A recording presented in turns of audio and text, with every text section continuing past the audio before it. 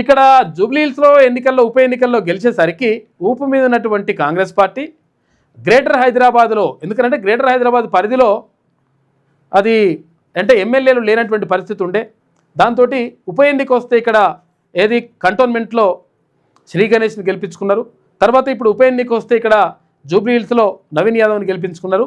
తర్వాత గ్రేటర్ హైదరాబాద్ మొత్తం కూడా అంటే తన ఆధీనంలోకి తీసుకోవాలని చెప్పేసి కాంగ్రెస్ పార్టీ భావిస్తుందంట. అందులో భాగంగా గ్రేటర్ హైదరాబాద్ పరిధిలో ఉన్నటువంటి ఏవైతే మిగిలిపోయినటువంటి పనులు ఉంటాయో ఆ పనులు చేయడం ద్వారా వాళ్ళకు దగ్గర కావాలని చెప్పేసి అనుకుంటుందంట కాంగ్రెస్ పార్టీ.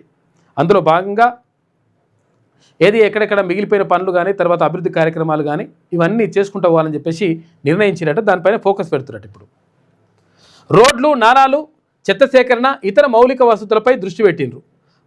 ప్రతిపాదనలు సిద్ధం చేయాలని జిహెచ్ఎంసీకి ఆదేశాలు. ఎలివేటెడ్ కారిడార్, మెట్రో పనులు కూడా స్పీడప్ చేయాలని చెప్పేసి అనుకుంటున్నారట. ఇందిరమ్మ ఇండ్లపై కూడా దృష్టి పెడుతున్నట. తర్వాత ఇది డబుల్ బెడ్రూమ్ ఇల్లు ఉంటాయి కదా, ఈ డబుల్ బెడ్రూమ్ ఇల్లు కూడా కొన్ని పంచని ఉన్నాయి. మొత్తం గ్రేటర్ హైదరాబాద్ పరిధిలో 4000 డబుల్ బెడ్రూమ్ ఇల్లులు ఇంకా పంచని ఉన్నాయంట. వాటిని కూడా వంచాలని చెప్పేసి అనుకుంటున్నారు.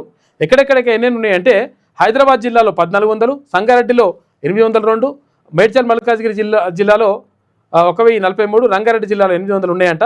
వీటన్నిటిని కూడా దరఖాస్తులు వచ్చిన వాటికి పంచాలని చెప్పేసి అనుకుంటున్నారట. మొత్తం మీద గ్రేటర్ హైదరాబాద్ మీద దృష్టి పెట్టడం ద్వారా హైదరాబాద్ను కూడా కొంతవరకు కాంగ్రెస్ పట్టు సాధించాలని చెప్పేసి భావిస్తూ ఉంది.